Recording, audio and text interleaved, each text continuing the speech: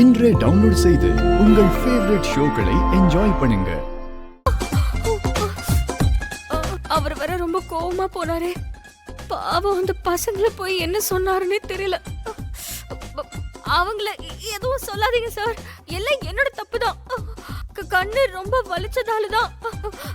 அதான் நான் அவங்கள டைமுக்கு எழுப்பாம விட்டுட்டேன்.